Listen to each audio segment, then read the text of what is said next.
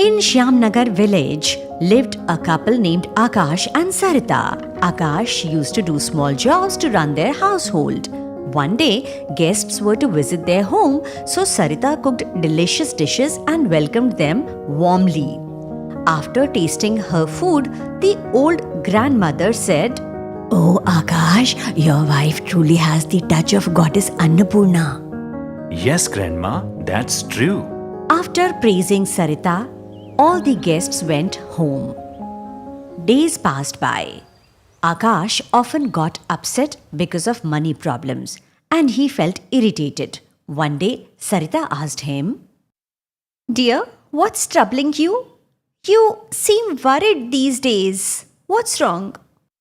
Sarita, we are short on money for our expenses. My parents also called asking for help. Tell me, where will I get so much money from? Guide me, Sarita. Why don't we rent a small dhaba? That will give us some financial support. I have a little savings. We can use that. All right.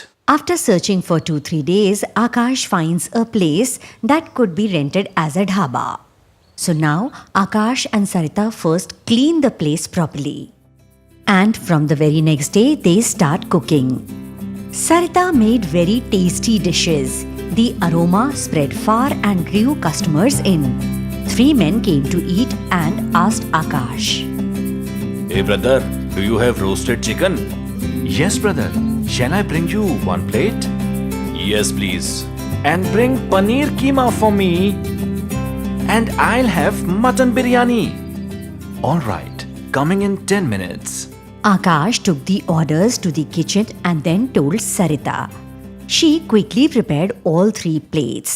Akash serves the food to the customers and kept on standing there only. When the men tasted the food, they were delighted and they said to Akash, Brother, this food is amazing.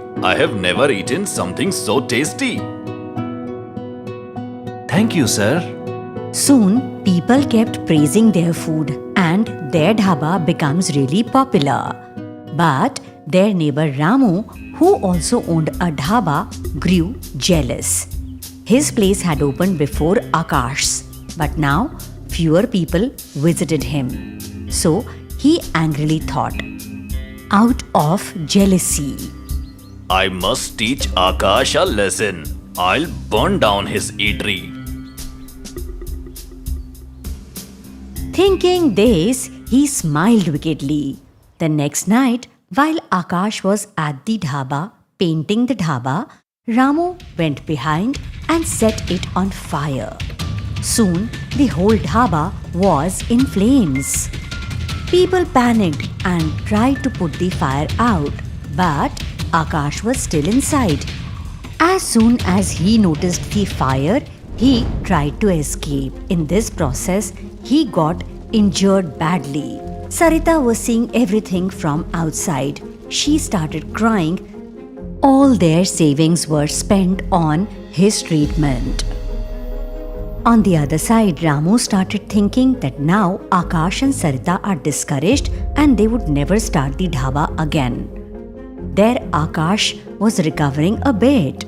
So one day Sarita to Akash, Dear, I'm thinking of reopening our dhaba. I think that will help us a little.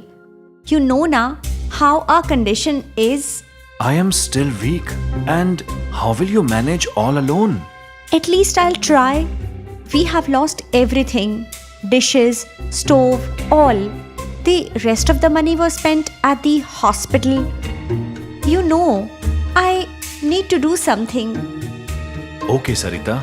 Do what you think is right. But until I recover, I can't help you much. You don't worry. I will manage somehow.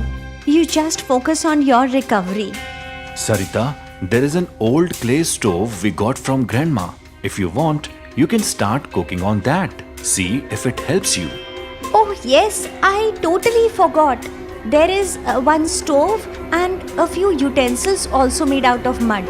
I'll start cooking on them only. All right. That day, Sarita took some groceries to the dhaba and cooked a small meal.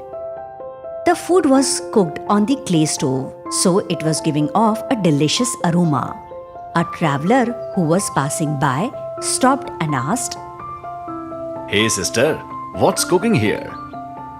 Sir, right now I only have dal makhni and roti. Should I serve you some?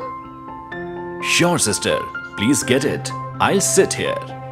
Sarita goes inside and brings whatever she had. She serves the meal and keeps on standing there. The traveler, when tastes the food, he was surprised.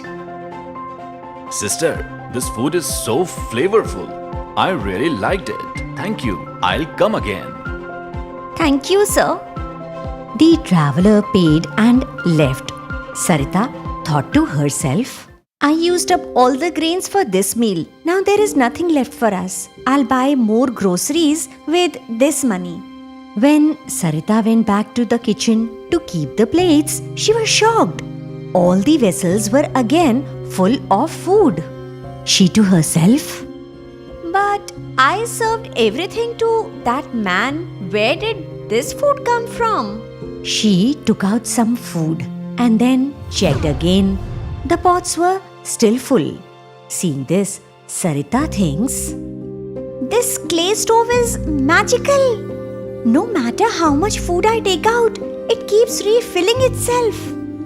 Overjoyed, Sarita tells Akash about it.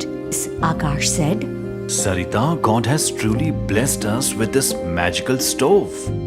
They both thanked God with folded hands. Now whatever food Sarita cooked, it got sold out every day. And Sarita felt extremely happy. She started working very hard and Akash too was recovering and he began helping her again. Seeing their success, Ramu burned with envy once more. I had burned their eatery, but they are still doing well. I must end this once and for all. Let me try some other trick. They have become threat to my business. Need to do something. Let me plan something for them. Ramu once again thinks about harming Akash and Sarita. But the next day, while cooking, a fire broke out in Ramu's own kitchen. The fire was such that it burnt down Ramu's dhaba completely. Now, Ramu realized his mistake. Doing harm to others only brings harm to yourself. He decided something else. He worked honestly and his customers began to return. Akash and Sarita's dhaba again grew popular. With the help of their magical stove, they not only rebuilt their business but also began donating to the poor. This story teaches us that one should always think good for others. Whoever does evil ends up facing evil, and goodness always brings good results.